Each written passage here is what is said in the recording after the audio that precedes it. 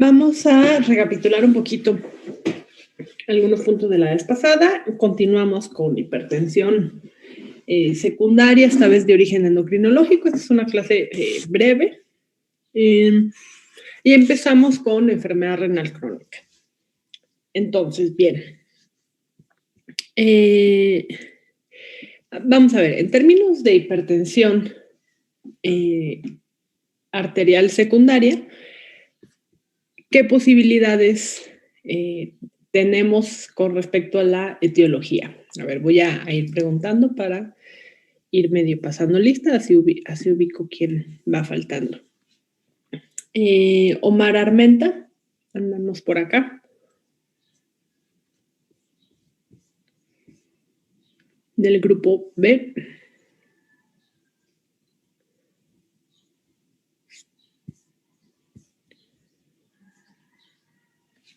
Jesús Baltasar, del mismo grupo B. ¿Qué tal? Buenos días, acá andamos. Buenos días, Jesús. A ver, recuérdame tú un poco. Dijimos, bueno, está la etiología primaria, que es el 90%, y el 10% es etiología secundaria. Dentro de esta etiología secundaria, ¿cuáles pueden ser nuestras causas y cuál es la más frecuente? Pues recuerdo que había dicho lo de por activación del sistema renina-angiotensina-aldosterona, ¿no? Más bien como, más que la etiología en términos de fisiopatología, de enfermedades. ¿No es la aterosclerosis, doctora? Ok, pero ahí estamos hablando del espectro de... Doctora, es la causa renal y renovascular. Exactamente. Entonces, en términos de causas, estamos hablando de causas renales, renovasculares, que ahí es donde viene lo de la aterosclerosis en las renovasculares, y endocrinológicas, ¿no? Entonces, son como tres grandes etiologías. Bien. Dentro de estas, la renal, bueno, pues es la más frecuente, genera esclerosis a largo plazo. ¿Y qué me puede hacer a mí sospechar que tengo una enfermedad de hipertensión secundaria? A ver, Maricielo Castillo. Pues podría ser de que haya síntomas en ese órgano afectado.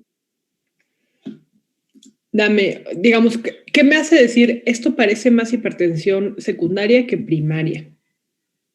¿Qué datos te llamarían a ti la atención? Pues en alguna que sea de origen renal podría ser alteración en la tasa de filtración. Pues para ti sería una que hubiera un deterioro. Y este deterioro de la función renal te llamaría la atención si ocurre con algo que tú hayas puesto, por ejemplo, algún medicamento.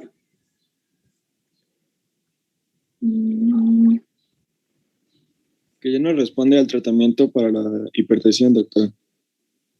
Entonces, una, muy bien, sería una difícil respuesta a tratamiento farmacológico. Otra sería la edad del paciente, doctora. Es decir, pacientes jóvenes sin factores de riesgo añadidos. Exactamente, que sean jóvenes o muy adultos. O muy añosos, ¿no? Entonces, los extremos de la edad. Bien, entonces, hipertensión de difícil control, extremos de la edad. Maricielo completa esta información. ¿Cómo van a ser tus presiones? Dime. Otra podría ser también de inicio súbito. El inicio súbito. Muy bien, entonces el inicio súbito. ¿Qué otra? Que está muy alta, ya lo dijiste también, entonces sí. ¿Cómo, Denise? 160 a 100 miligramos. Exacto, entonces que esté muy alto, más de 160 a 100, que inicie súbitamente, es decir, ella pudo haber ido a la consulta la vez pasada, pero de pronto va nuevamente y está hipertensa cuando no lo estaba. Los extremos de la edad. y la refractariedad del tratamiento. Entonces, esas cositas deben hacer como llamar la atención. Hay más, pero digamos, estoy de acuerdo, son como las principales. Dentro de las causas de renovascular son dos principales. Elías Gutiérrez, ¿cuáles son las causas de la hipertensión renovascular?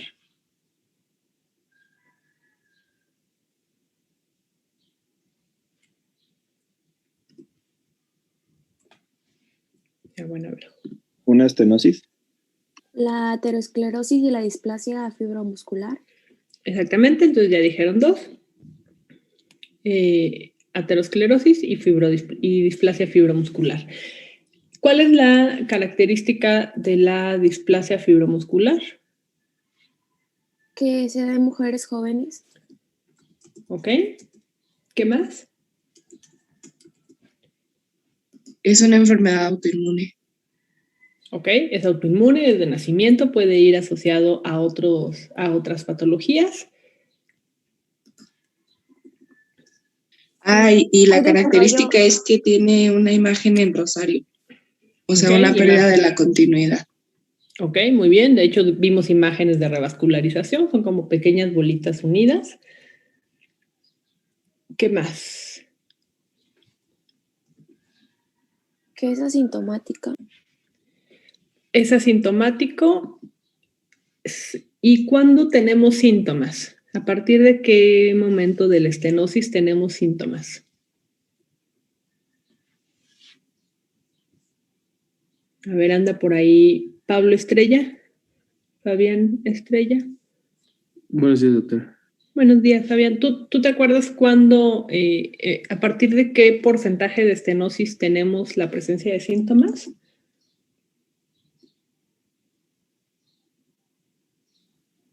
La verdad es que no, o sea, me recuerdo que hay como 3 tipos. Uh-huh.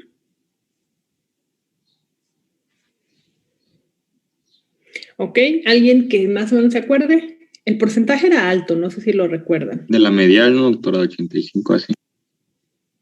Exacto, de más de 75-85% de la estenosis es cuando ya empezamos a tener síntomas, ¿no? ¿Qué manejo debe dársele a estos dos pacientes? ¿Qué posibilidades de manejo? A ver, me voy ahora hacia el otro lado de la lista. Daniela Vieira Santana.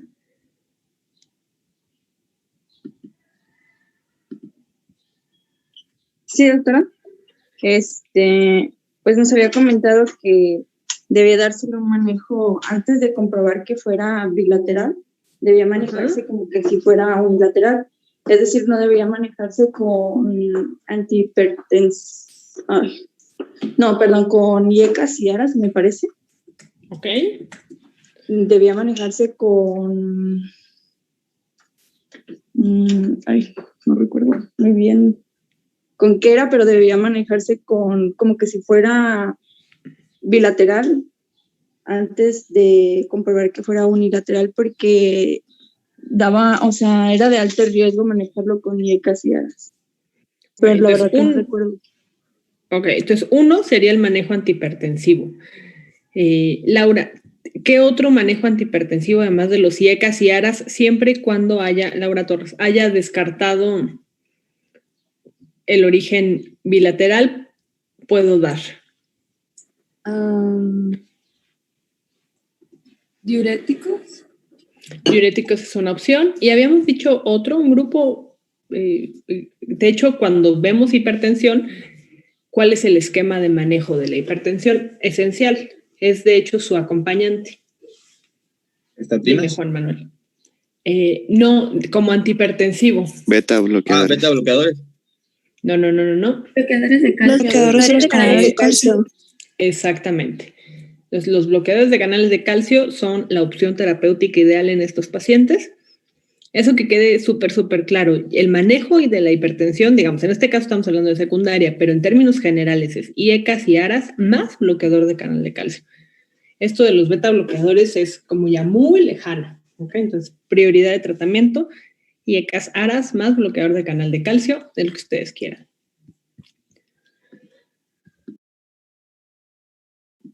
Bien. Berta Teutli López, anda por ahí. Sí, doctora, buenos días. Hola, buenos días. A ver, Berta. Entonces, una es el tratamiento farmacológico. ¿Y qué otras cuestiones tengo con respecto al tratamiento? Ya dijimos del farmacológico, pues un antihipertensivo, bloqueador de canal de calcio. ¿Qué más? Pues habíamos visto que cuando era resistente refractario al tratamiento, más de 3 fármacos de diferente grupo farmacológico y se le añadió un diurético. Pero estoy refiriendo a qué otro tipo de tratamiento le vas a dar sin que sea farmacológico, a la hipertensión secundaria renovascular.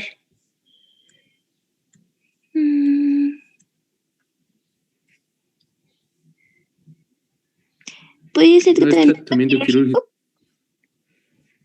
Ok, entonces, me perdí, no sé quién hablé, pero uno es tratamiento quirúrgico. ¿Y qué le voy a hacer en el tratamiento quirúrgico? Se le coloca un stent. Ok, entonces la colocación de un stent es como una angioplastía, ¿no? Bien. ¿Y qué más? Tú misma, Berta.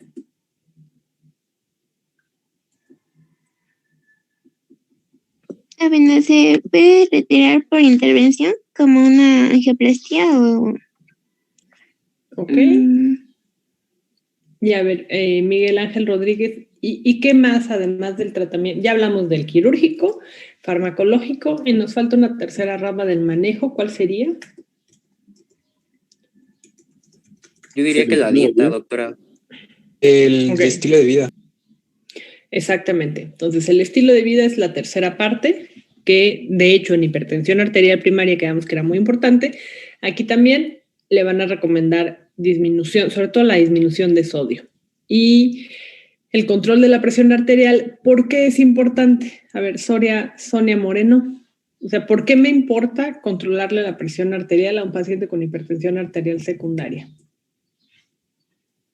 Pues para que no avance a, no tenga una oclusión vascular severa. ¿Puede ser? Esa podría ser una, sí. ¿Y a largo plazo?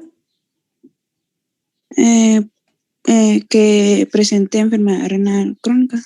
¿Puede ser? Que presente enfermedad renal crónica. ¿Y cuál es la causa de mortalidad principal?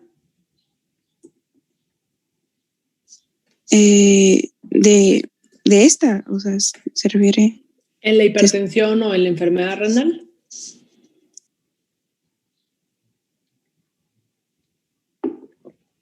Sería.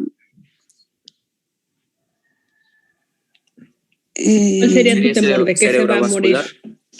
Cerebrovascular, es decir, origen cardiovascular. ¿Ok? Bien. Y si nos vamos a la aterosclerótica, el manejo es similar, pero la población y las características son diferentes.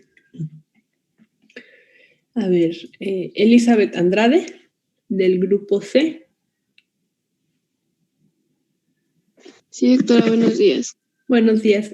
¿Qué características tienen los pacientes con aterosclerosis que genera hipertensión secundaria?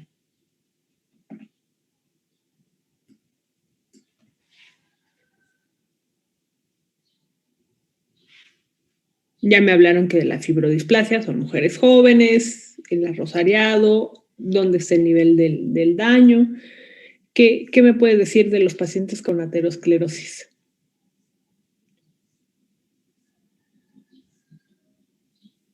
Sí, pues principalmente el endurecimiento de las arterias, la debilidad en las extremidades, pérdida temporal de visión. Si tengo aterosclerosis, ¿en qué población estoy situada? en la población de riesgo. ¿Edad? Mayores de 55 años. Un rango de los mayores de edad. Ok, entonces, añosos, ¿no? Más de 55 años. Clínicamente, ¿qué podría encontrarle cuando yo lo reviso? Si tiene aterosclerosis Podría ser, aunque este tipo de aterosclerosis en particular es más como por daño constante vascular, pueden no ser forzosamente obesos, pero clínicamente cuando yo ausculto, Elizabeth, ¿qué podría encontrarle? Quedamos que si tiene aterosclerosis a nivel de la arteria renal, espero que sea como un fenómeno que esté en todos los vasos sanguíneos, por lo tanto también en la aorta, en todo. Clínicamente, ¿qué puedo encontrar? Soplo abdominal.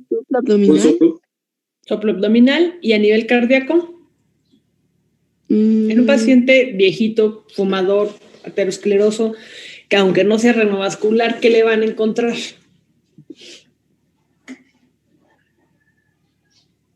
Si la aorta está muy calcificada, clínicamente, ¿cómo se repercute?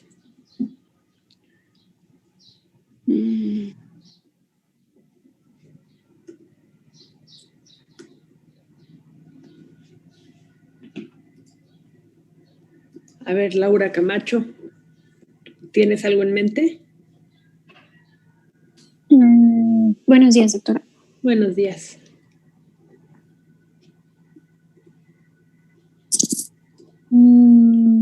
Es en realidad simple la pregunta. Si yo tengo aterosclerosis en la arteria renal, esta va a estar en todas partes, por lo tanto voy a tener aterosclerosis a nivel de la aorta y voy a tener un callado aórtico muy escleroso. Eso genera rigidez vascular.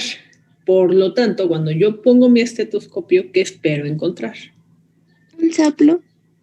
Un soplo, entonces espero encontrar soplo aórtico. ¿Ok? Es la característica principal de estos pacientes con aterosclerosis. Ok, bien.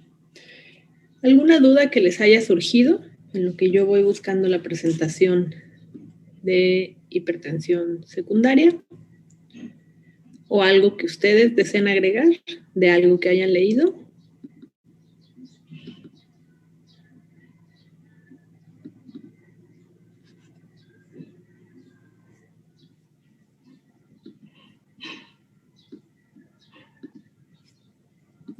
No, doctora. Ok. Bueno, entonces vamos a ver esta de origen endocrinológico.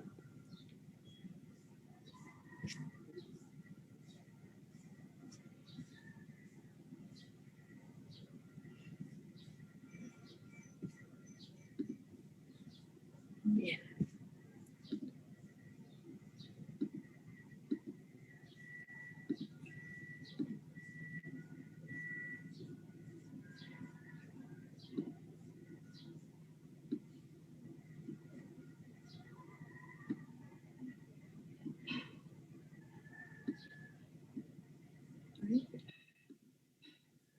Ok. Esta me voy a ir más, va a ser más breve, no es tanto del dominio de la endocrinología, que diga de la nefrología, es mucho más del dominio de la endocrinología.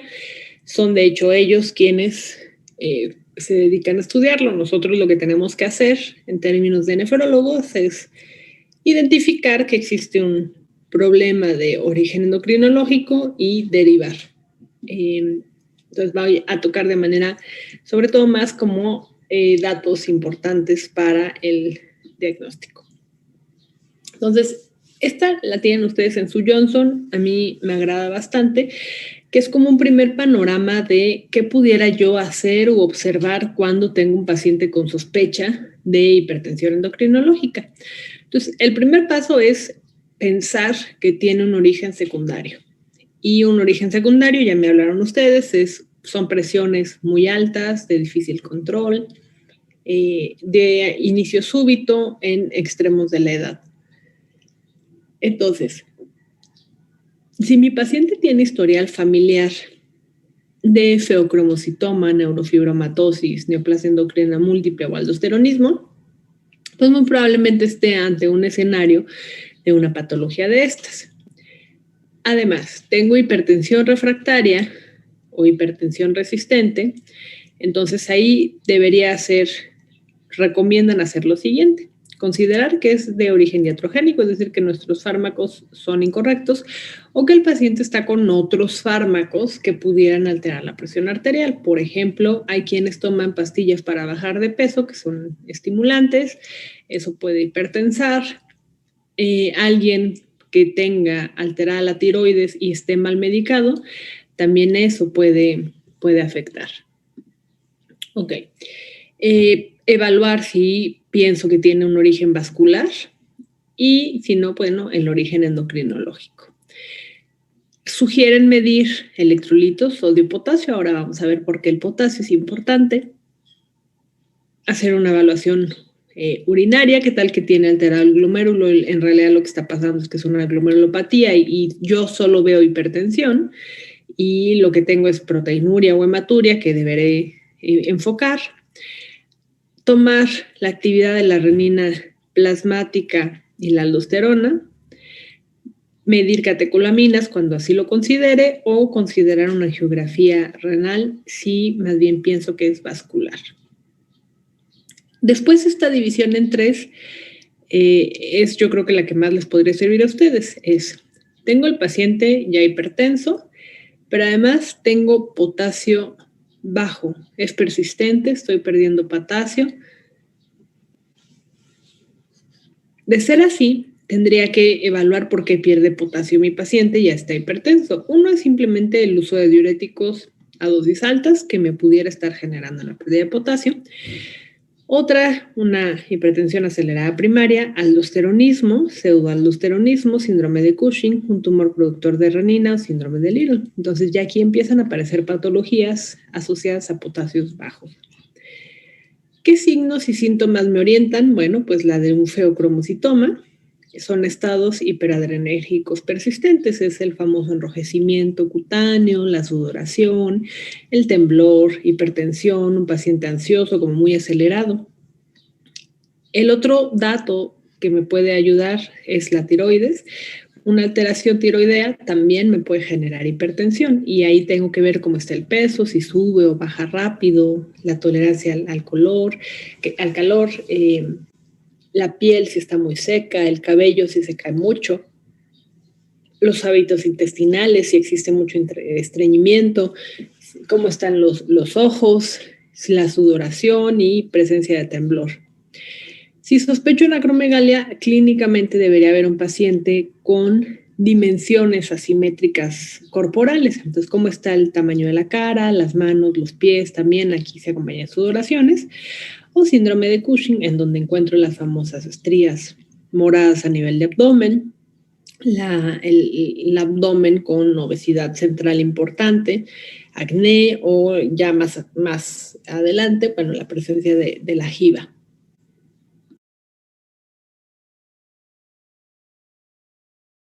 Y la asociación con hiperglucemia a nefropatía diabética, que sería como pensar que tiene un daño renal y por lo tanto eso me genera hipertensión, síndrome de Cushing, feocromocitoma y acromegalia.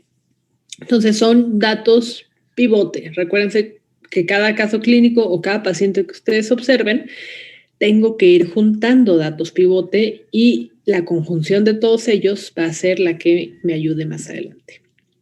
Vamos a hablar primero de hiperaldosteronismo primario. Entonces, ¿qué efectos tiene la aldosterona en la presión arterial? Bueno, estimula retención de sodio-cloro, incrementa la expresión del cotransportador sodio-cloro en el túbulo contorneado distal. Tenemos los ENaC, recordemos que son los canales de sodio sensibles. Amiloride, que está en el túbulo colector, y ahí mismo en el túbulo colector, reabsorción de cloro, proteínas como la penderina. Esto puede generar hipocalemia, dado tenemos un incremento en la reabsorción de sodio, lo que genera secreción de potasio, y se estimula la sodio-potasio ATPase eliminando potasio. Todo esto es lo que hace la aldosterona. Tengo un efecto directo en la vasculatura, incrementando el tono vascular basal, reactividad de vasoconstrictores y disminuye la expresión de óxido nítrico sintasa. Esto es lo que vimos al principio, la aldosterona, AT1, AT2. Me voy a ir más por el efecto vasoconstrictor y disminución de todas mis expresiones de vasodilatación.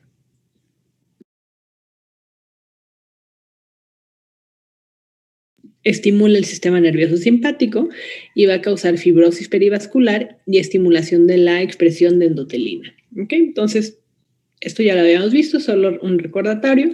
Entonces, la aldosterona me puede generar pérdida de potasio y me puede aumentar la presión arterial por retención de sodio y por modificación de la vasculatura.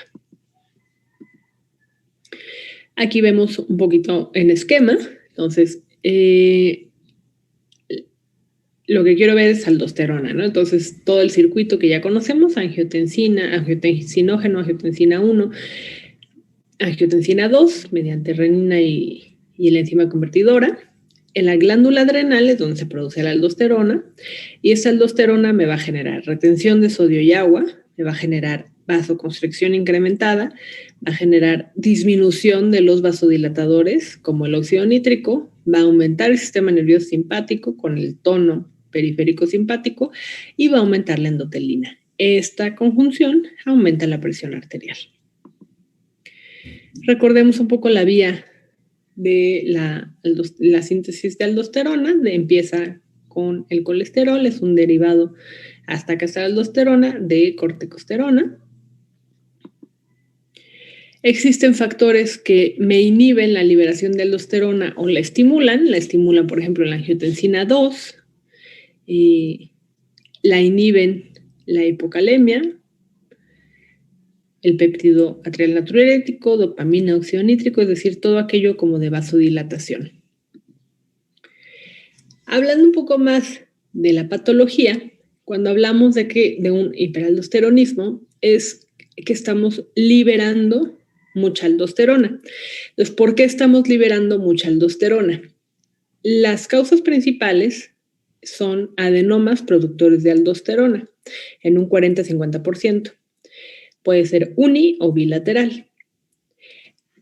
Otro es hiperaldosteronismo idiopático, ya saben, realmente no sabemos por qué, pero hay más aldosterona, pero no tiene adenomas.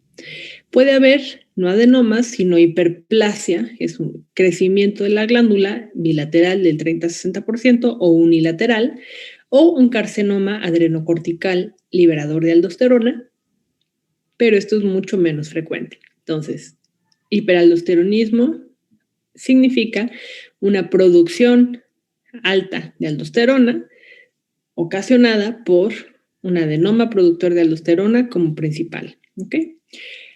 No es tan frecuente esta patología, su prevalencia es del 6 al 10% y ocupa principalmente a hombres de 50 años en promedio. El cuadro clínico del hiperaldosteronismo es disminución del potasio. Recordemos que mucha aldosterona va a hacer que perdamos potasio por la orina, por lo tanto el potasio en la sangre disminuye y el paciente pudiera quejarse de calambres, tetania, fatiga, parálisis muscular, un poco de poliuria. Puede tener efecto la aldosterona también en el potasio, alteración de secreción de insulina por potasio bajo.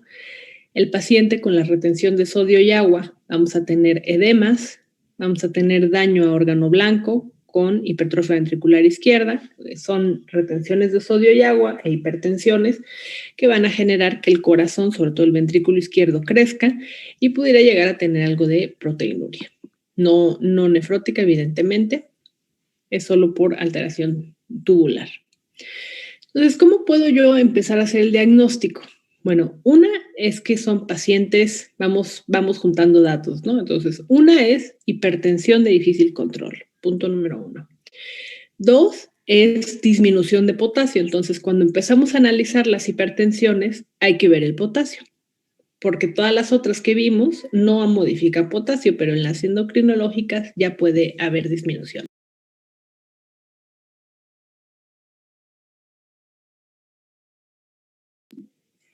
Debo hacer un screening con aldosterona sérica y actividad de renina plasmática. Van a ver en la mayoría de la literatura cuestiones que dicen PRA. PAC, PRA, ¿ok? Es actividad de renina plasmática, ¿de acuerdo? Y esto se mide en sangre. Entonces yo pido en sangre, por favor, díganme cuánto tiene la aldosterona y por favor díganme cuánto tiene de actividad de renina plasmática. Bien. Cuando yo mido mi aldosterona y mi actividad de renina plasmática, puedo decir si tiene un diagnóstico probable si la relación entre la aldosterona sérica y la actividad de renina plasmática supera 30. O si solo mi aldosterona sérica supera 15. ¿Cómo hago una prueba confirmatoria? Eso es nada más probable. Entonces, imagínense el escenario, es importante imaginar para que esto no sea confuso para ustedes. Tienen a un paciente con las características de una hipertensión refractaria a tratamiento, un potasio bajo, no pareciera un cuadro clínico de hipertensión primaria. Digo, yo creo que vamos a hacerle, tiene algo con la aldosterona. Entonces, lo primero que ustedes van a solicitar, bueno, es derivar a endocrinología, pero si ustedes llevan el caso, lo primero que van a solicitar es aldosterona en sangre y actividad de renina plasmática. Si esto sale como yo tengo en estas cifras, entonces tengo que pasar a pruebas confirmatorias, ¿ok? Entonces, paso 1, tomar aldosterona en sangre y tomar actividad de renina plasmática. Para confirmarlo, existen diferentes pruebas. Aquí les pongo en resumen. Ahorita les voy a poner una tabla que ustedes tienen en el Johnson que explica tal cual como hacer cada una de estas pruebas, en donde lo que tengo que ver es cómo está el sodio. En 3 días, cuando yo modifico el sodio a 200 miliequivalentes por día por 3 días, cómo está mi excreción urinaria de aldosterona y se confirma cuando es por arriba de 12 microgramos al día. Cómo tenemos una ausencia de supresión de aldosterona cuando yo doy solución salina, por ejemplo. Entonces, aquí yo administro solución salina 2 litros por 4 horas y vuelvo a medir mi aldosterona y noto una ausencia de supresión.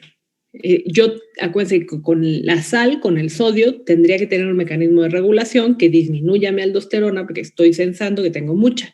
Bueno, pues no disminuye, menos de 7.5, permanece alta. 3, la ausencia de supresión de aldosterona menos de 5, posterior a 3 días con dieta alta en sodio más esteroides. Recordemos que la aldosterona es un derivado esteroideo, por eso es que funcionan estas pruebas. Entonces, estas pruebas aquí mencionadas se conocen como 4, es la carga oral de cloruro de sodio, la prueba con infusión de solución salina, la prueba de supresión con fluorocortisona o una prueba con captopril. Esta tabla la tienen ustedes en su Johnson, son estas principales 4 pruebas confirmatorias, no se hacen todas, solamente se hace una, la que se tenga a la mano. En general son las 2 intermedias las que se hacen más para tener como más vigilancias. El paciente debe estar hospitalizado porque si voy a aumentar mucho las cuestiones con aldosterona, ¿qué creen que suceda a nivel de electrolitos? Me quedé en Guzmán Villanueva. Javier, ¿tú qué crees que pueda suceder si le voy a poner una prueba en donde voy a hacer que tenga mucho sodio y por lo tanto modificar la aldosterona? ¿Qué puede pasar con electrolitos?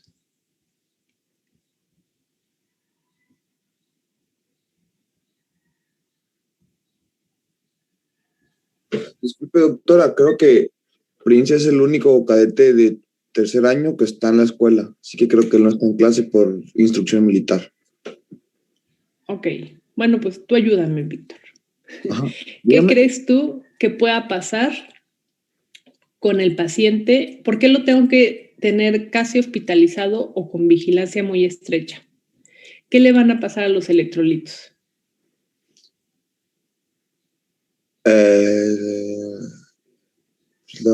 No sé, es demasiada acumulación de sodio. Ok, una es que pudiera llegar a subir mucho el sodio. ¿Y qué más podría pasar? Imagínate que vas a tener como un exceso de aldosterona. Hipocalemia, doctora. Ajá, Hipocalemia, exactamente. Todos los electrolitos. Exactamente, entonces mi gran temor es, y el principal, como ya bien dijeron, es que haga hipocalemia. Entonces son pacientes a los cuales yo voy a tener hospitalizados, puede ser inclusive de forma ambulatoria, pero mientras haga la prueba yo tengo que monitorizar el potasio. porque el potasio, si empieza a bajar mucho, me puede generar arritmias cardíacas. ¿Ok? Entonces, regresémonos un poco. Incremento de aldosterona, ¿por qué? En general es por un crecimiento en la glándula de múltiples orígenes, ya sea adenomas, hiperplasias o tumores. Tengo mucha liberación de aldosterona, entonces clínicamente yo veo un potasio bajo, debo hacer una medición de aldosterona, veo que esta está anormal, entonces hago una prueba confirmatoria. ¿Qué prueba? Aquí tengo 4.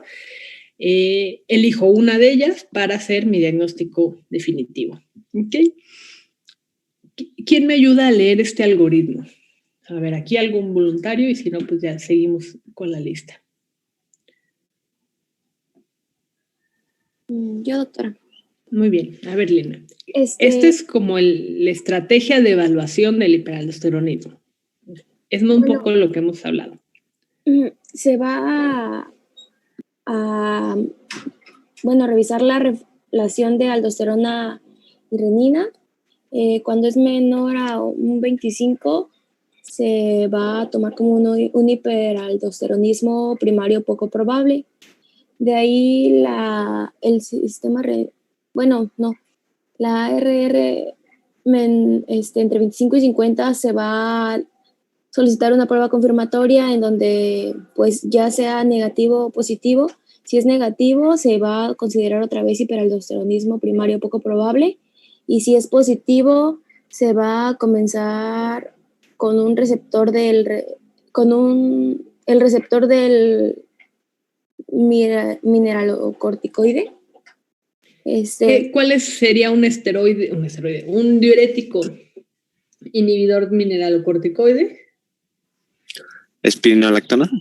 Espironolactona es un ejemplo. Ok, continúa, Lina, muy bien. Cuando es mayor a 50 y aldosterona mayor a 10 nanogramos por decilitro, también se va a comenzar con el receptor de mineralocorticoide. Y también se va a considerar cuando el paciente sea un candidato quirúrgico. Si lo es, se va a solicitar un escáner de imagenología suprarrenal. Ahí te complemento, es una tomografía computarizada de la glándula adrenal. Gracias, doctora. Y de ahí se va a considerar si es positivo o negativo. Para que sea positivo, es el muestreo de la aldosterona de la vena suprarrenal, y se va a revisar la liberación unilateral de aldosterona o la liberación bilateral de aldosterona. Si es unilateral, se va a considerar adrenalectomía laparoscópica, y si la liberación es bilateral, se va a optimizar el bloqueador del receptor de mineralocorticoides. En el caso de ser negativo, se va a continuar con el bloqueador del receptor de mineralocorticoides y vamos a ver la respuesta adecuada y si la respuesta es buena, se va a optimizar otra vez el bloqueador de receptor de mineralocorticoides, y si no, se va a hacer otra vez un muestreo de aldosterona de la vena suprarrenal. Creo que esto... Creo que es todo. Muy bien, exactamente, muy bien. Muy bien explicado. Entonces, paso 1, mido la relación que tengo de aldosterona y renina, tengo un resultado, queda intermedio, hago una prueba confirmatoria, queda positivo, inicio tratamiento farmacológico y debo buscar si lo puedo operar o no, porque ya vieron que si es hiperplasia, difícilmente lo voy a poder operar, pero si es un adenoma, tengo que ver si es operable o no. Entonces, para eso hago una tomografía para evaluar si lo quito o no lo quito, ¿ok? Y si lo quito, mediante qué técnica, así como optimizar el tratamiento. Muy bien. Esta imagen la tienen en el Johnson, en el libro que ustedes tienen. Se va a poder observar este adenoma en caso de su existencia mediante una tomografía computarizada si la glándula mide más de 0.5 centímetros de diámetro. Por debajo de esto difícilmente se va a poder observar adecuadamente. ¿Cuál sería la historia natural?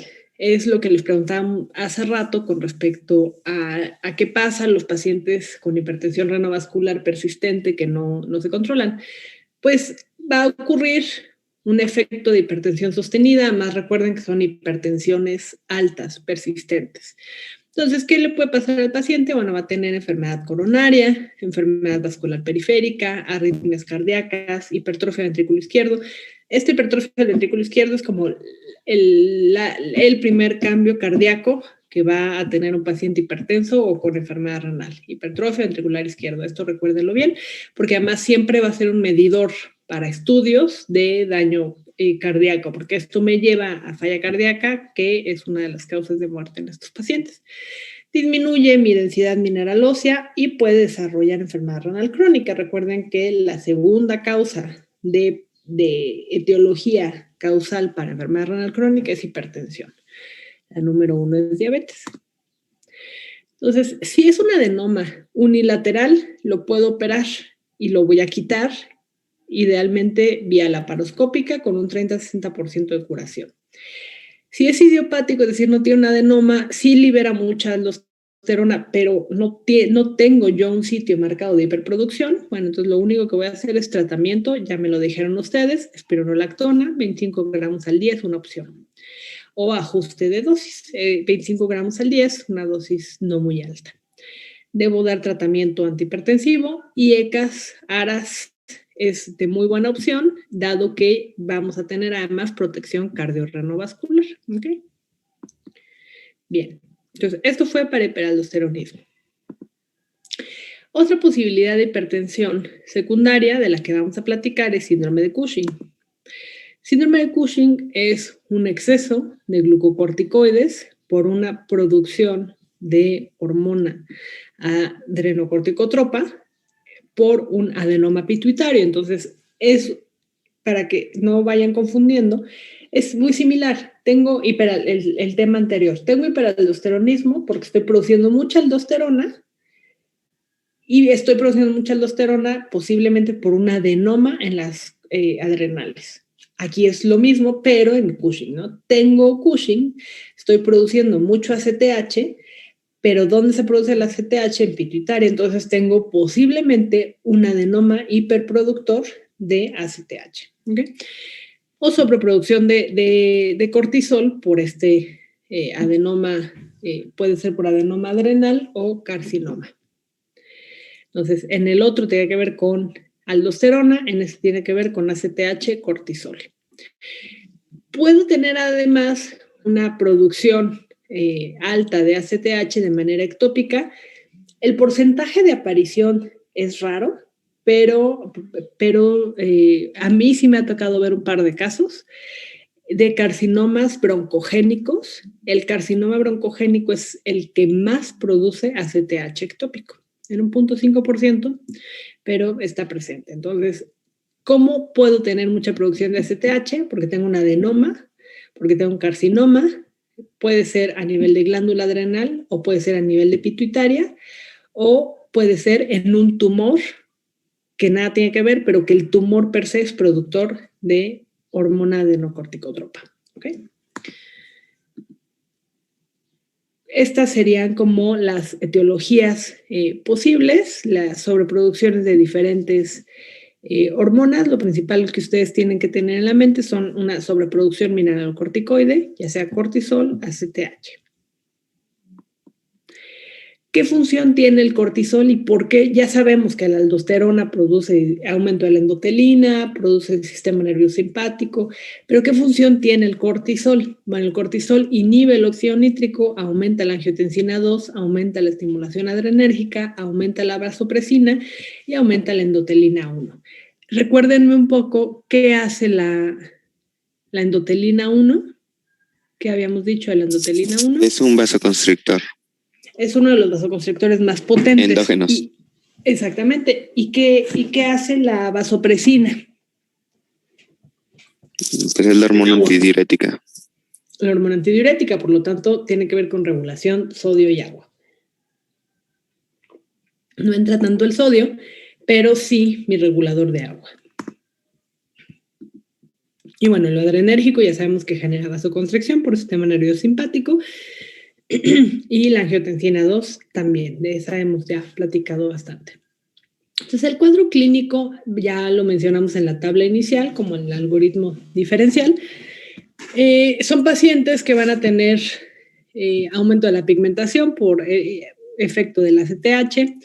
El cortisol va a aumentar la adiposidad central, por lo tanto se tiene una obesidad central particularmente. Disminuye el músculo, entonces tengo un incremento de grasa, disminución de masa muscular.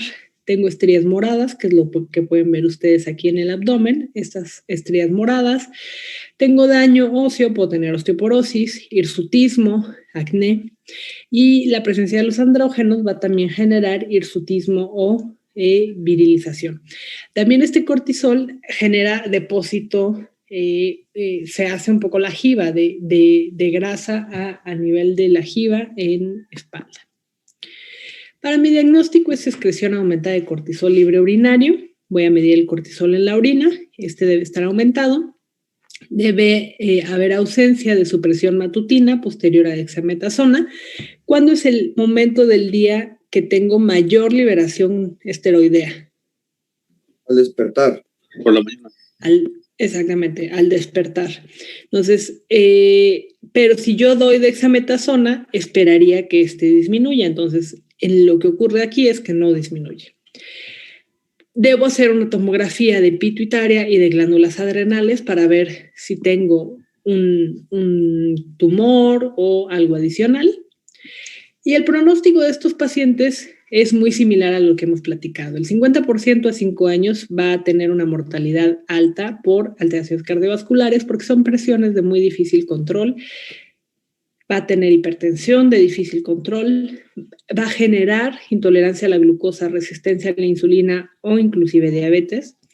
Dislipidemia, obesidad, es este acúmulo de grasa central, no es como decirle haga ejercicio y coma bien, no es así, no es tan simple. El fibrinógeno elevado, el fibrinógeno es un marcador de inflamación, entonces está persistentemente elevado. Son pacientes con inflamación celular constante. Si el paciente tiene un carcinoma adrenal productor de cortisol, mi sobrevida es menor a 2 años, tiene una alta mortalidad. Y si tengo una liberación ectópica de ACTH como un cáncer broncogénico, el pronóstico es muy malo, con mortalidad elevada en menos de 1 año. Y y el cáncer broncogénico desafortunadamente no se pueden quitar y ya, ¿no? El tratamiento en caso de un adenoma pituitario es cirugía con la resección del adenoma o adrenalectomía en el caso de encontrarse a nivel de glándula adrenal. Aquí sí, cuando son adenomas, la sobrevida con curación es buena, de un 80-90%, más en manos expertas, en cirujanos expertos. Y en estos pacientes, tener cuidado porque los diuréticos pueden generar hipocalemia, entonces puedo producir una disminución de potasio cuando normalmente aquí no la hay tanto porque el problema no es la aldosterona, sino cortisol ACTH. Y aquí tengo intolerancia a la glucosa. Bien. Entonces, esas fueron las 2 principales patologías de hipertensión endocrinológica que tenemos que tener en mente, de las 2 principales. ¿Alguna duda de estos temas? Entonces, ya con esto revisamos hipertensión arterial primaria y secundaria, y de la secundaria nos fuimos al espectro de la renovascular y tocamos 2 puntos principales de endocrinológica, que es Cushing y aldosterona. ¿Okay? Tenemos otras, por ejemplo, tiroides, ahí sí ya no es mucho de mi dominio. El hipertiroidismo genera hipertensión y también el feocromocitoma, ese es mucho más raro y tiene que ver con catecolaminas, el enrojecimiento, el flush, taquicardia y nada más. ¿Dudas de esto? Antes de que ahorita voy a ponerles la presentación de enfermedad renal crónica para cerrar con esta parte de este capítulo. Entonces, ¿qué es para mí importante? Que tengan bien diferenciada los factores de riesgo para hipertensión arterial primaria y secundaria, como para que ustedes puedan decir a este paciente es hipertenso, lo voy a empezar a tratar y ya, o que prendan su antena y digan, este paciente sí es hipertenso, pero no parece que sea primario y que necesite tratamiento y ya, entonces tengo que investigar un poco más. Ese investigar un poco más es lo que les va a llevar a hacer los algoritmos que hemos estado viendo de cómo empezar a identificar cuál sería el origen de mi hipertensión secundaria. Empieza todo por la clínica y después con un par de estudios. Y ya voy dirigiendo. No a todos se les hace todos los estudios. Uno va dirigiendo conforme va obteniendo resultados. El manejo, si se fijan, es muy similar farmacológicamente hablando. Si acaso en la única patología en la que no damos IECAS ARAS sería la renovascular bilateral. Fuera de eso, todos los demás son IECAS y ARAS. En las endocrinológicas me ayuda un poco los espironolactona y nada más. Puedo agregar diurético, pero eso es en todas, aún en la hipertensión arterial primaria. Y en las secundarias, además del tratamiento, es retira la causa. Está estenosado, dilata, pasa un stent. Tiene un adenoma, quita el adenoma. Ese tipo de situaciones. Tiene cáncer, trata el cáncer. ¿Ok? Bien. Si no hay nada, entonces déjenme buscar. Les voy a poner la presentación de enfermedad renal crónica que vamos a ver entre hoy y la siguiente clase.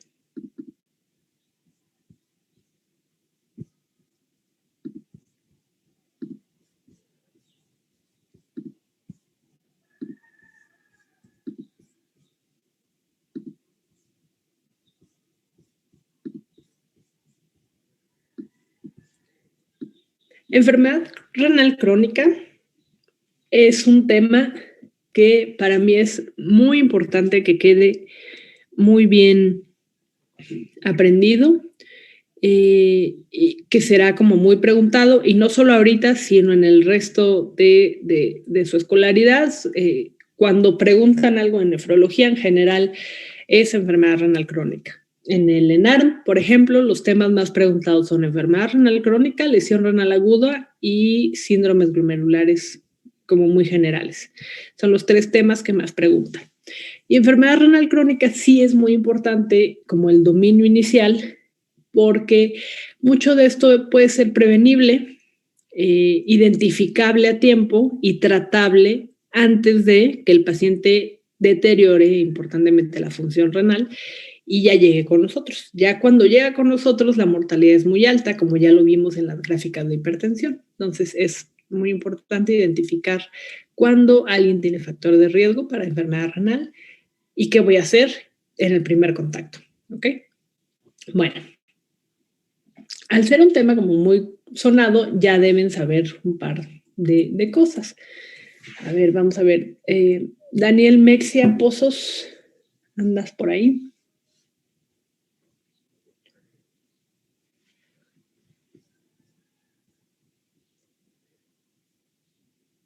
Daniel Mexia Pozos. Ok, el que está justo abajo. Bricia Ortiz, ya te vi, hasta tienes dos conectados. Bricia, dime tú, platícame un poco qué sabes o qué tienes en la mente de qué es enfermedad renal crónica. Ahorita vamos a hacer nada más lluvia de ideas. Sí, doctora. Buenos días. Buenos días. Pues yo creo que la enfermedad renal crónica es cuando pues el paciente ya tiene un deterioro de meses o inclusive años de la función renal. Ok, bien. Entonces, estás platicando tú, temporalidad, ¿no? Es crónico. Ajá. 2, estás hablando tú de pérdida de la función renal. Bien. Sí. ¿Cuánto es lo normal de filtrado glomerular? Creo que era la verdad no recuerdo si 145 mililitros por minuto. Ok, ahí nos estamos diciendo 120. Exacto. 120 es como el promedio y lo normal iría como de 100 a 130. Bien, entonces lo que tú dices es una caída por debajo de 100 y de manera crónica. Bien. Luis Fernando Parra. Gracias, Lucía. Luis Fernando, dime más cosas. Ya me dijeron, Bricia ya dijo, es una enfermedad crónica con bajo filtrado glomerular. ¿Qué otra cosa tienes tú en la mente de enfermedad renal crónica? Cuando a ti te dicen enfermedad renal crónica, más o menos, como, ¿qué conocimientos tendrás? Yo sé que no hemos visto el tema, pero ¿qué conocimientos tendrás de esta enfermedad? Pues que va a haber un descenso de la función de los riñones. Ok. Y que por ende la sangre no va a ser filtrada de forma adecuada. Y por lo tanto, ¿qué puede pasar? ¿Qué puede ocurrir? Puede haber proteinuria y ¿cómo se llama? Y diversos minerales que no deberían estar. Dame ejemplo de que si yo le tomo a alguien una química sanguínea, ¿qué podría estar modificado?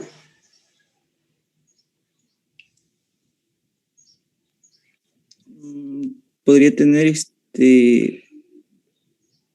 hipoalbuminemia. Por desnutrición podría tener hipoalbuminemia, ok.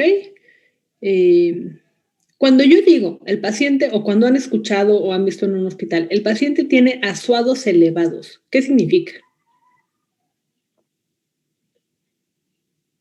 Pues que hay baja tasa de filtración glomerular. Y por lo tanto, ¿qué incrementa? Pues la creatinina. Creatinina es una. ¿Qué otra es un azuado? Urea es otra. Muy bien. ¿Qué otra? Nitrógeno ureico. Nitrógeno ureico. Muy bien. Entonces, cuando un paciente tiene un bajo filtrado, mis azuados se elevan. ¿Y cuáles son esos? Urea, creatinina, nitrógeno ureico, BUN. Ok. Me faltó hace rato por acá. López Palmeros, Ana. Sí, doctora, presente. Hola, Ana. A ver, dime tú, ¿qué más te viene a la mente cuando te dicen enfermedad renal crónica? Puede ser lo que sea. Acuérdense que ahorita es lluvia de ideas. Puede ser manejo, puede ser complicaciones, puede ser causa, puede ser definición. Lo que ustedes deseen. Si me vienen a la mente los signos, bueno, pues en un ultrasonido los riñones aparecerían disminuidos de tamaño. Ok, muy bien. Edema, bueno, como signo ya en el paciente, edema. Ok, esa es una buena reflexión. Clínicamente, ¿cómo esperas ver tú a un paciente con enfermedad renal? Me estás diciendo, lo voy a ver con edema. Ok, ¿qué más creerías? O si has visto un paciente con enfermedad renal, ¿qué más tienen? ¿Cómo los ves? Las líneas estas de las uñas, las líneas de Merkel. En pocos casos, eso va muy referente a la hipoalbuminemia, solo si estuviera muy desnutrido. La piel, ¿alguien ha visto un paciente con enfermedad renal? Es como pálida la piel y reseca. Tiene escarcha ureica, ¿no? Exacto, son pálidos, pueden estar inclusive coloración ocre, está deshidratada, como bien dices. ¿Qué más? Puede estar edematizado.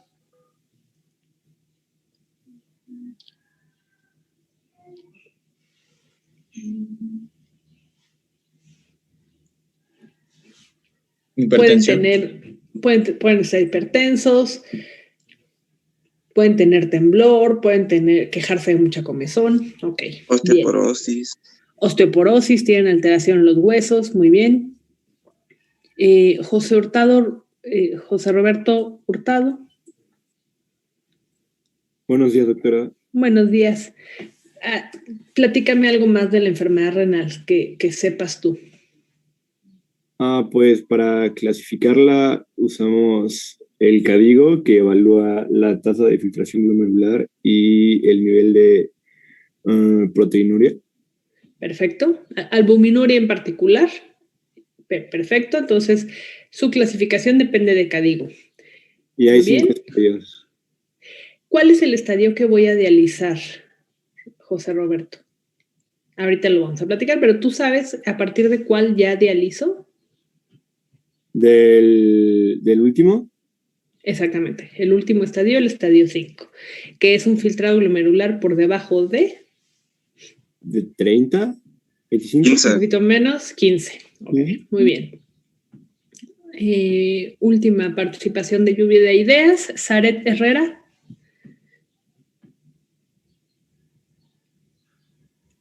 Sí, doctora. Por ahí. Hola, buenos días. Dime tú algo más de la enfermedad renal crónica que tengas en mente.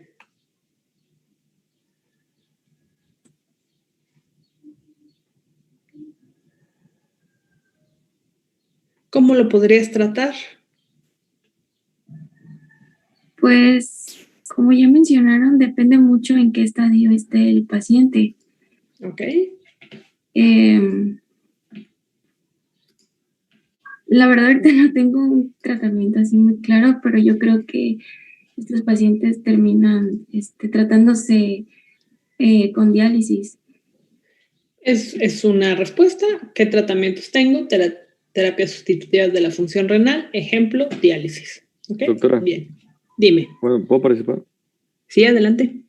Bueno, es que lo que yo leí un poquillo es que, por ejemplo, en lo que viene siendo enfermedad renal crónica, lo que se busca es ahora sí que no disminuir todas las alteraciones multisistémicas de cierta manera que se presentan, alteraciones cutáneas, hematológicas, relacionadas con la orina de entrada, y también aunarle cosas como, por ejemplo, evitar fármacos nefrotóxicos, cambiar la dieta.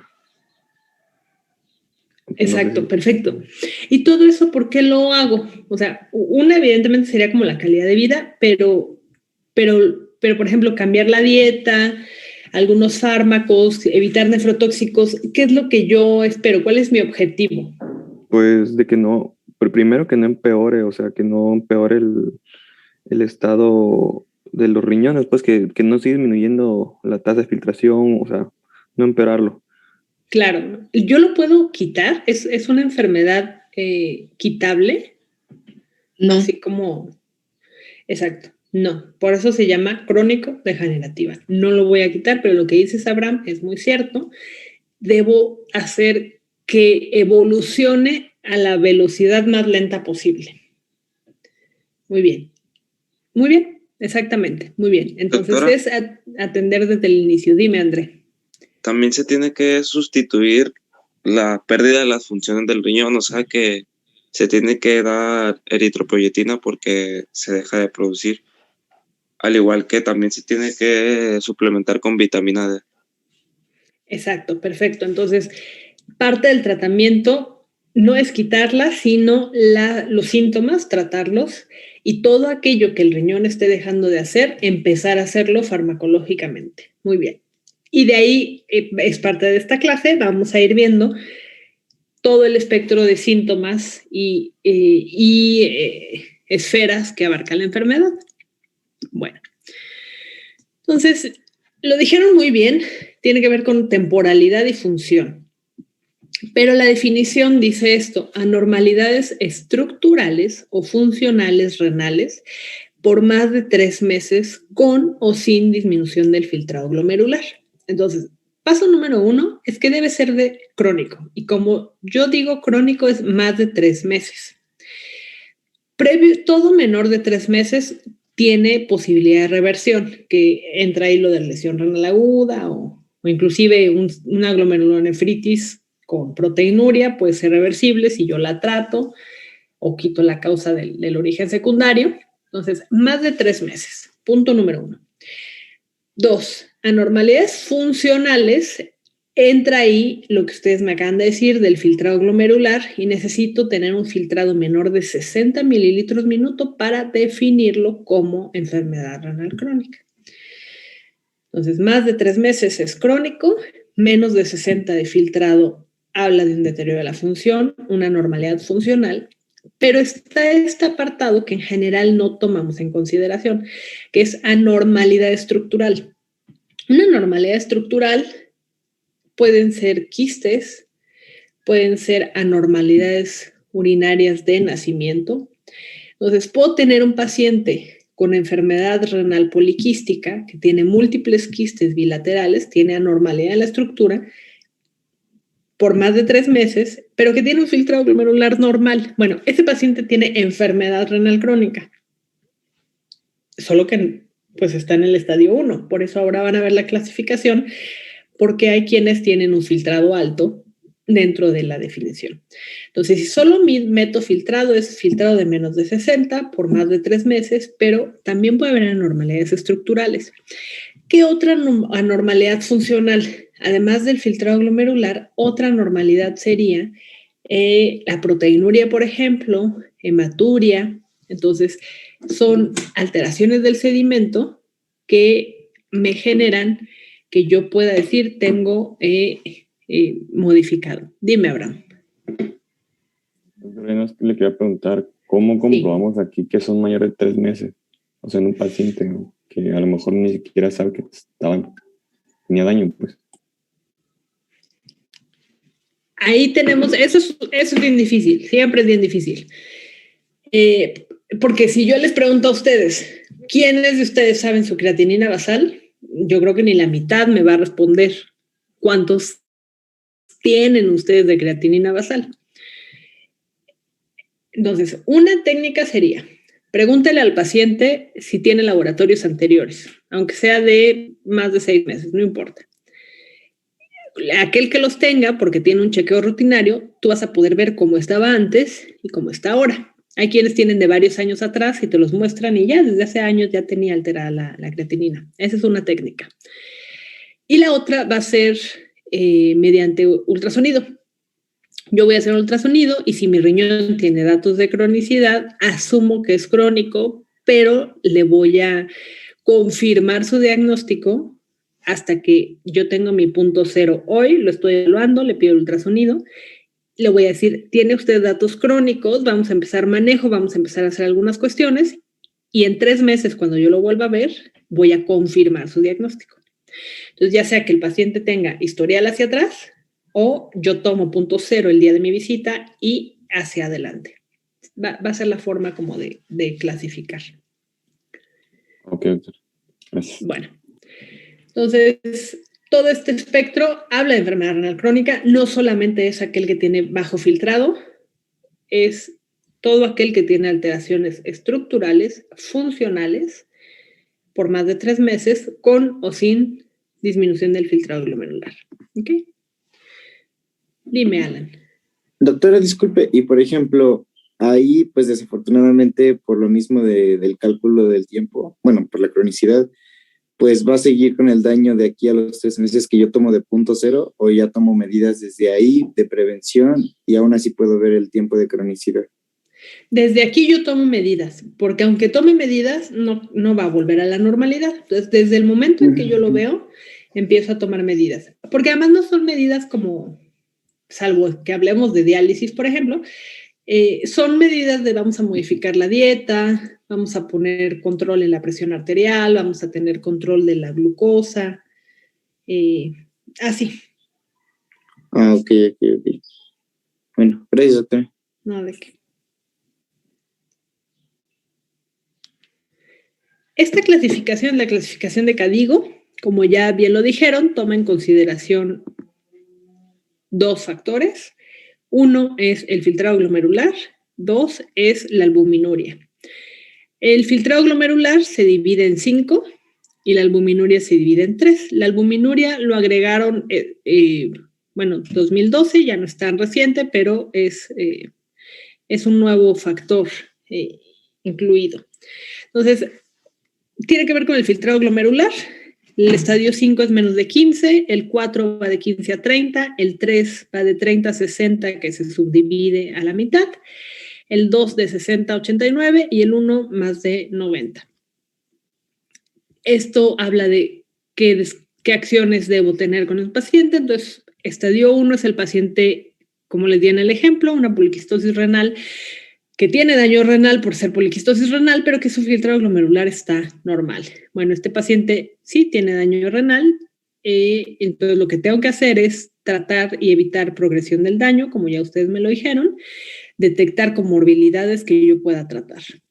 El paciente en estadio 2 se le conoce como una enfermedad renal crónica leve, de 60 a 89, en donde lo que yo tengo que hacer es estimar la progresión y tratar comorbilidades. El estadio 3, que se subdivide en 3A y 3B, ya debe presentar algunas complicaciones, por lo tanto ya inicio el tratamiento de las complicaciones que pudiera llegar a tener. Ahorita vamos a hablar de cada una de ellas.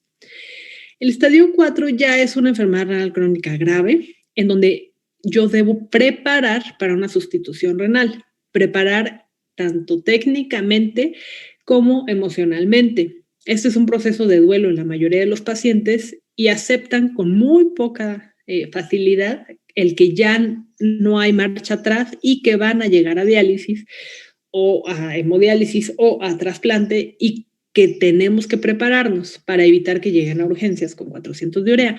Este paso es fundamental para no tener ninguna urgencia dialítica y que no mueran de esa urgencia dialítica. Y el paso 5 ya es un filtrado glomerular menor de 15, en donde debemos evaluar el inicio de una terapia sustitutiva. O sea, ya con menos de 15, las funciones del riñón ya no permiten adecuadamente vivir. Hay excepciones, grupos de la edad, en donde se ha visto, por ejemplo, más de 70 años, que ya dializar podría darle un poco mayor mortalidad a que si dejáramos evolucionar lentamente, pero es como caso aparte. Este filtrado glomerular yo necesito que lo tengan casi de memoria. Hay pocas cosas que yo les pido memorizar.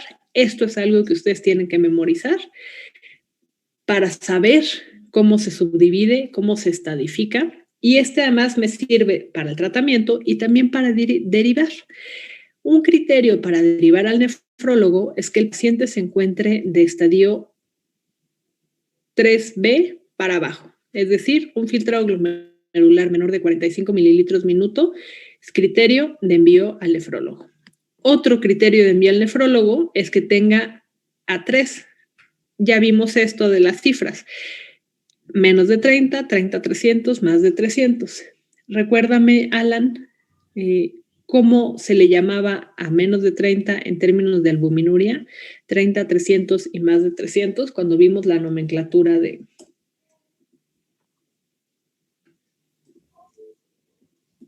¿De qué, perdón? De la albuminuria.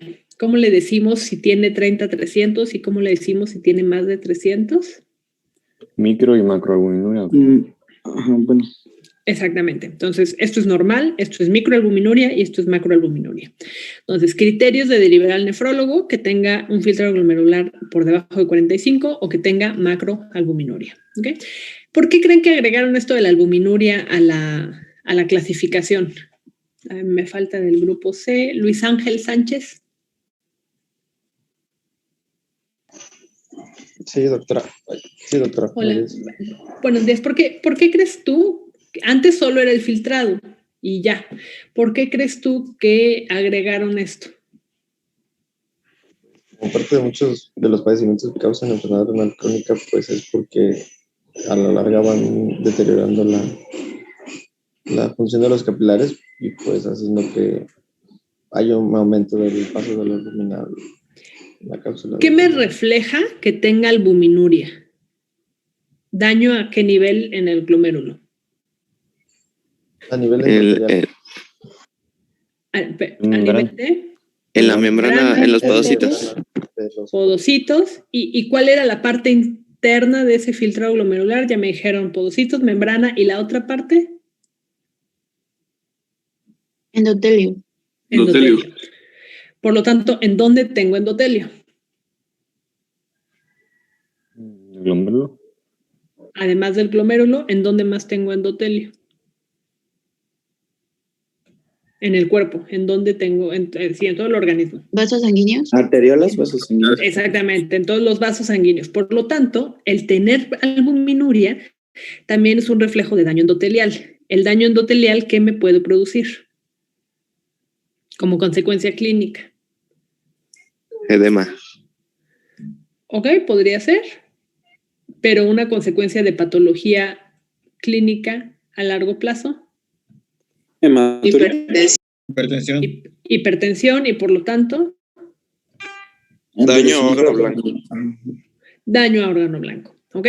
Entonces, si yo tengo un paciente que tiene un estadio 3A, pero está tirando proteínas, el riesgo de que progrese más rápido o de que tenga daño a órgano blanco, en particular corazón, es muy alto.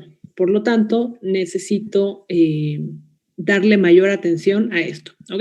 Entonces, cuando ustedes escriban en su nota o vean a un paciente, van a decir, bueno, el paciente tiene 69 de filtrado, ok, entonces es un paciente, enfermedad renal crónica, CADIGO 2, A1, A2, A3, ok, entonces tiene que llevar completo la nomenclatura, y si yo les pongo o yo les digo, se encuentran con un paciente que tiene un CADIGO 4, A3, ustedes tienen que saber perfectamente que es un paciente que se debe derivar o es un paciente que se debe tratar, que se debe preparar a diálisis, ¿de acuerdo? Solo con que yo les diga CADIGO 4, CADIGO 3B, CADIGO 3A, A2, ustedes deben tener ya en mente de qué situación estamos hablando. Dime, Abraham. Doctor, una pregunta. Es que la vez pasada, bueno, las clases de síndromes glomerulares me quedó la duda de cuál es la manera más efectiva de bajar esa albuminuria o esa hipoproteinemia, o sea, cómo controlamos de manera más rápido, pues, más efectiva esa cuestión de la proteína. Esa sigue siendo todavía una pregunta de investigación hoy en día. Lo único que se ha visto, en este caso, en general, esta albuminuria va a ser por diabetes, a diferencia de las glomerulopatías, que es por daño, digamos, celular directo. Aquí en el caso de enfermedad renal es por diabetes. Entonces, lo que tenemos que hacer es, uno, el control metabólico. Si tenemos la glucosa descontrolada, hay más daño endotelial y por lo tanto persiste la proteinuria. Entonces, uno, control metabólico. Y dos, aquí le vamos a dar bloqueo, pero aquí no damos doble o triple bloqueo. Entonces, vamos a agregar IECA o ARA y estatinas, o podemos hacer uso adicional de pentoxifilina. Bajar de peso, que también el sobrepeso genera albuminuria. Entonces, irnos más por ese lado. Pero es difícil, ¿no? O sea, si tuviéramos como una forma óptima, ya la hubiéramos establecido, es de lo más complicado y depende también que el paciente se apegue mucho a hábitos de vida. Okay. Doctora, entonces solo se restablece la albúmina. O sea, ese sería el tratamiento para la proteinuria. No, sería quitar lo que me está generando daño. O sea, ¿por qué tengo albuminuria? Porque tengo daño endotelial. Entonces, ¿por qué tengo daño endotelial? En este caso es porque tengo diabetes descontrolada, que vamos a ver el capítulo de nefropatía diabética, como todos los AGE, sorbitol, todas esas cosas generan daño endotelial. Entonces, una es frenar el daño endotelial mediante control de la diabetes. Dos, es generar modificación de la presión intraglomerular mediante IECAS o ARAS para no tirar tantos. Y la obesidad tiene que ver con modificar la presión intraglomerular. Entonces, manejar estilo de vida, fármacos antiproteinúricos y control de enfermedades que producen proteinuria. Bien. Dentro de las causas, pueden causar enfermedad renal crónica, muchas, pero la número 1 a nivel mundial y en México es diabetes mellitus y la número 2 es hipertensión arterial sistémica. ¿Qué otra cosa produce enfermedad renal crónica? Glomerulonefritis, todas las que vimos, si evolucionan y no son tratadas o no responden, van a culminar en enfermedad renal crónica. Nefropatías tubulointersticiales crónicas, disproteinemias, alteraciones genéticas o de origen congénito, como las que son ligadas al X, deficiencia de alfa-galactosidasa, asociación a neurofibromas, estas que van asociadas a sordera, que ya hablamos un poquito, que tienen que ver con Alport, o trastornos urológicos, reflujo vesicureteral, infecciones de vías urinarias de repetición, uso crónico de medicamentos como AINES. Entonces, todo ese tipo de cuestiones van a generar a la larga daño renal, pero el número 1 es diabetes, el número 2 es hipertensión. Diferente es decir, ¿qué me causa? A ¿qué me va a hacer que progrese? Entonces, ¿qué me causa? Pues ya hablamos diabetes. Ahora, ya tengo enfermedad renal crónica. ¿cuáles son mis factores de progresión de daño renal? Los dos principales son la proteinuria, que hablamos ya, la albuminuria, por eso ya se encuentra en la clasificación, y la persistencia de hipertensión, que además van de la mano. Si yo tengo albuminuria, se ha visto que tengo además hipertensión en estos pacientes crónicos. Entonces, estos dos son de los principales factores que yo tengo que lograr frenar. ¿Qué otros? Dislipidemia, hiperglicemia, anemia, desnutrición, tabaquismo, factores protrombóticos, estrés oxidativo, hiperhomocisteinemia, la menopausia, infecciones, inflamación, otras toxinas urémicas, la depresión, funcionalidad física modificada y función social. Entonces, todos estos son factores que me ayudan, que van a hacer que mi riñón siga deteriorándose. Función social, estamos hablando de la necesidad de un paciente que tiene que estar socialmente incorporado a algún trabajo, a grupo de apoyo. Cuando esto no ocurre, el paciente tiende a seguir poco los hábitos y a deteriorar más rápido. ¿Okay? Entonces, de hecho, parte del tratamiento es, como ustedes bien me lo dijeron, va enfocado a tratar justamente estos aspectos. El riesgo cardiovascular, ya vimos las tablas previas. La mortalidad cardiovascular, entre menos filtrado tienen, aumenta mucho. Por lo tanto, debo tener buen control de la hipertensión, hipertrofia concéntrica del ventrículo izquierdo, que es de los principales daños de la enfermedad renal crónica, dislipidemia. La desnutrición también me confiere un riesgo cardiovascular. Tienen aterosclerosis acelerada por las alteraciones calcio-fósforo que puedan llegar a tener y calcificaciones vasculares de manera importante. Yo, ¿cómo hago mi diagnóstico? Salvo que el paciente llegue a urgencias, entonces voy a tener a un paciente que posiblemente me llegue al consultorio solo refiriendo un poco de cansancio, poco apetito quizás, que empiezan con anemia, entonces posiblemente tengan un poco de disnea, con hipertensión que empieza a estar ya eran hipertensos, pero de pronto empieza a ser de más difícil control y eso se debe a la esclerosis glomerular. Entonces, son síntomas muy vagos, extremadamente vagos. Entonces, lo que yo tengo que hacer es tomarle exámenes de laboratorio, evidenciar que tiene una tasa de filtrado glomerular disminuida por más de 3 meses, ver que no sea realmente una causa reversible, que no sean menos de 3 meses y que yo pueda hacer algo diferente, y tomar un ultrasonido renal para confirmar que esos riñones tienen datos de cronicidad. Jonathan Alcázar, dime, ¿cuáles son los datos de cronicidad en un ultrasonido?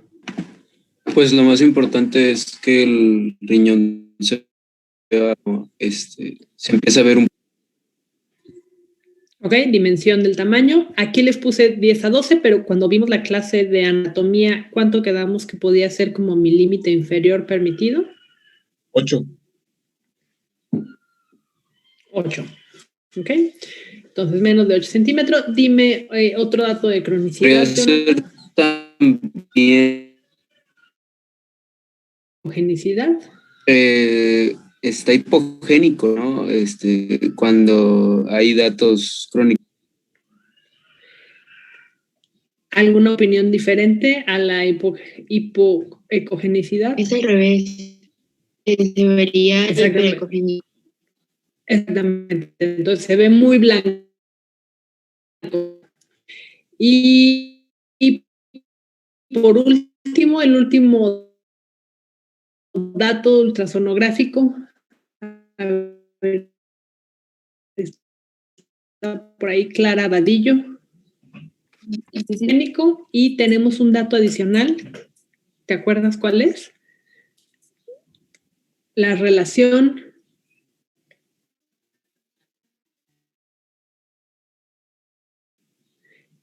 relación corteza-médula. Exactamente. Y la relación corteza-médula. ¿Ok? Bien.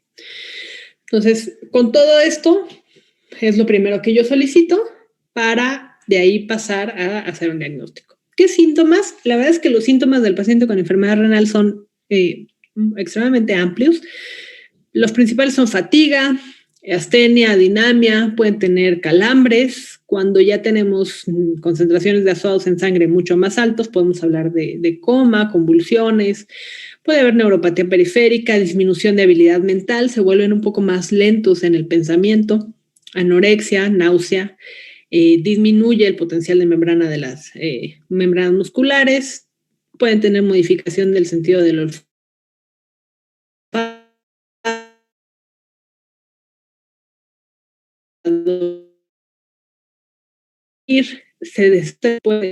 aumenta el catabolismo proteico muscular, hay alteraciones a nivel de aminoácidos, puede disminuir un poco la temperatura corporal, son pacientes que se van a quejar de frío constantemente, resistencia a la insulina, amenorrea, disfunción sexual, enfermedades óseas, esto está asociado a hiperparatiroidismo secundario, deficiencia de vitamina D y aumento del fósforo, se va a quitar mucho y es por ni siquiera la diálisis logra quitarlo bien.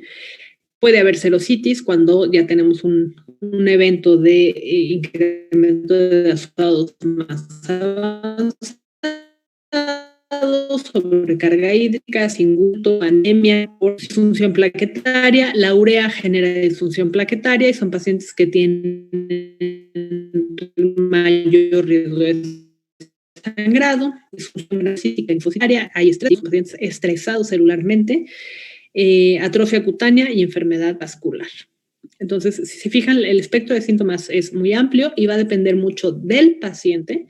Hay quienes llegan con 400 de urea y dicen que no se sienten mal, o hay quienes tienen 120 y ya empiezan a tener síntomas, pero evidentemente a mayor concentración de urea, los síntomas son más graves.